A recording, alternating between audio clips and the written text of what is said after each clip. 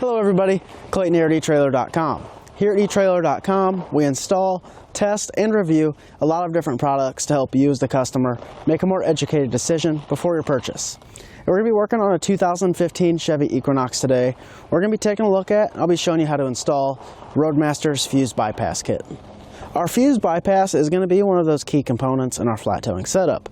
We're going to have our base plate, our tow bar, our diode wiring, our safety cables, our supplemental braking system, our fuse bypass, and our stoplight switch. We needed to install a fuse bypass because whenever we do flat tow, we have to pull a fuse. So having the fuse bypass makes life a whole lot easier. It's as simple as a flip of a switch versus having to take our cover off and actually pull that fuse every time and risk messing up our terminals or blowing our fuse. This is what our fuse bypass is going to look like installed. It just gets mounted right on the top of our fuse panel cover. We have a couple wires that run into the actual fuse, and we have wires that run into our switch on the inside. And this is the only component of the fuse bypass we're going to see. Like I said, it's as easy as the flip of a switch. So whenever we're ready to flat tow, we just flip it into tow and it'll pull that fuse. And whenever we're done, we just hit drive and then we're good to go.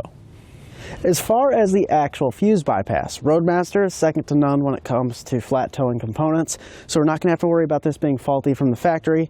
It's definitely going to be nice and easy to get installed. All of our components are going to be included, so we're not going to have to hunt down any parts either. With that being said, I'll go ahead and walk you through how to get it installed.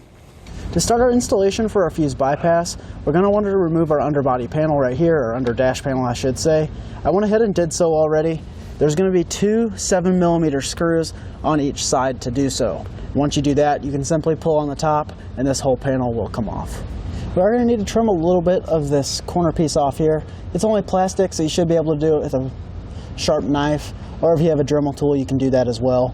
Just kind of hold your body panel up there with whichever spot you want to mount your switch and just trim that away. I kept ours right here by our hood release just to keep it nice and uniform since there's no metal right behind it. Now we can just break this little piece out. That'll give us plenty of clearance for our switch. Like I said, you do want to try to keep it closer to that hood release just so we're not cutting metal. It's going to be a whole lot easier to work with plastic. We can come back with some brake cleaner and just clean off any of that extra paint. I just went ahead and already drilled our hole for our switch. All you're going to do is take a step bit and kind of open that up a little bit from each side until you get it to where your switch will fit through. Like I said, it's right here next to our opening for our hood release. Now when you switch it over, you might have to trim out some of this covering like I did. And then there's these kind of raised edges here. You can just take a pocket knife and kind of shave those down to get a nice snug fit with our backing nut. With our hole drilled out, we just want to drop our switch through, and then we'll flip it over and add our backing nut. Now you can do this two ways. You can install this now and then put the wires through here later, but what I'm actually going to do is take our switch back out and then wire everything up and then install the switch after.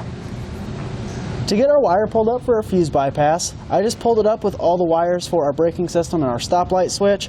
It's better just to keep them in a big bundle.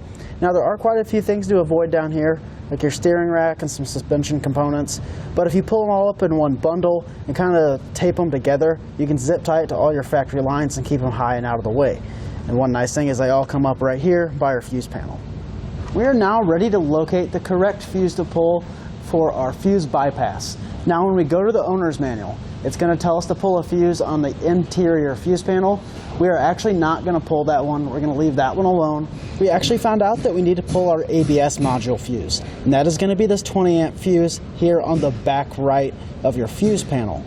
We're now ready to loosen up our fuse. I just grabbed a pair of needle nose pliers and kind of loosened this up to where we can pull it out by hand, because sometimes using the pliers you can actually break it due to the top of the fuse. After removing the fuse, we want to check and see which side is hot and cold. We went ahead and already did that, but our outside post here towards the outside of the vehicle is going to be our hot post, and our left post here closer to the engine is going to be our cold post. We're going to be connecting our black wire to our cold post and our red wire to our hot post. I just went ahead and mounted up our fuse box here to our fuse panel cover. Now there is two-sided tape, but I did use a nut and bolt on each side and ran some black silicone around the outside edge and on the inside of the hardware to make sure it's not going to go anywhere.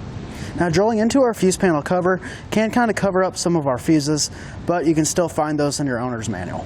We're now going to be drilling a hole in the top right corner of our fuse panel cover. Our wires are going to kind of come in like this. We're going to drill a hole, and this is going to go through and connect to our fuse. Now I just want to start with a step drill bit. I'm going to start kind of small,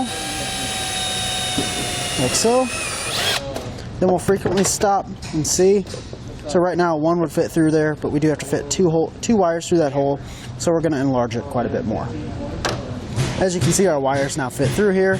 We're going to connect these to the according posts and then attach these to our fuse panel, and then we'll seal this up with black silicone. Right now I'm going to strip back our other fuse holder, and we're just going to add a small butt connect or ring terminal that is provided, and then this is going to get connected to the left post on our fuse bypass module. Our white wire off of our plug is going to have to get grounded somewhere. I'm actually going to wait to ground it until we kind of have an idea where everything lays after we make all of our connections to our module. I'm just going to go ahead and show you how to connect these. It's kind of hard to see when we actually have the cover on. All we're going to do is take this little spade connector and slide it right over the tab on our fuse like so. So we'll be doing that for hot and cold. Like I said, it is just hard to see when you have that cover over it, but all you're going to do is slide these ends through your cover in that hole we drilled, and then slide those right onto the terminal. You kind of have to work both in and get a good length on both to actually get that connected. And if you're having trouble getting those on, you can even reach in with a really small flat blade screwdriver and kind of push them onto that post. Then we just want to take our cover, slide it back to where it locks, then we'll make our connections to our box. Now we're just going to grab our provided hardware, then we're going to grab the other fuse holder from our harness on our braking system. This part can be kind of tough just because the wires are wanting to fight you, but just take your time and kind of work with it. I suggest grabbing them like this, putting the provided hardware to the top, sliding it into the bottom, and then threading on your lock nut. And getting these on here can be kind of tight just because the wires are rather stiff, but you just want to put that on there, kind of reach underneath, and then you can grab a screwdriver to get it started. And it is a nylon lock nut, so you'll only be able to get a couple threads started. And we just want to grab a 10mm. We'll just tighten that screw down with a Phillips head. We have everything connected. We can now come back and clean it up and then add our fuses. And don't forget to add black silicone to this hole here. You can find some black silicone here at eTrailer. To get everything hooked up, I went ahead and already did it, and then I'll explain what I did. I took our two ground wires, our ground wire from our braking system and our ground wire from our fuse bypass, and I ran those to the negative terminal on our battery. Now in our case, there is a cover that goes over our battery, so I decided not to hook the power up to that. I went to our jump post. Off of our jump post, I have our power for our stoplight switch and our power for our fuse bypass. And then for the fuse bypass, I hooked our wires to it. According to our diagram, we have our hot side of our fuse and the wire from our switch, and then our negative to the cold side of the fuse. And then to test this when it's hooked up, if you flip your switch and you ground a test light and there's power to the black side of your fuse bypass, this is going to be drive. So then you would flip your switch and then you would check for power, and we don't have any, so that would be our tow. And our last step is going to be to remount our hood release. You want to make sure to slide your lock nut that goes on the back side over the wire, and then push your wire through the front. But now we just want to strip back this insulation on our wiring. Our kit is going to come with 3 little spade connectors. So we're just going to strip this sheathing back and then attach those spade connectors to our wires. We'll repeat that process for our white and black wire. Connecting our spade terminals to our switch is going to be pretty easy.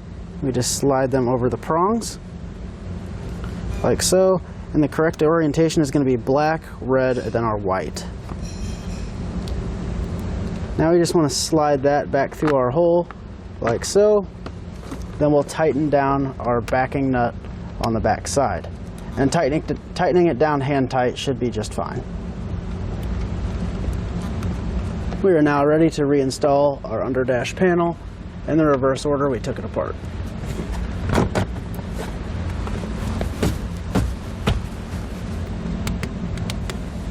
We need to reinstall those 7mm bolts on the bottom.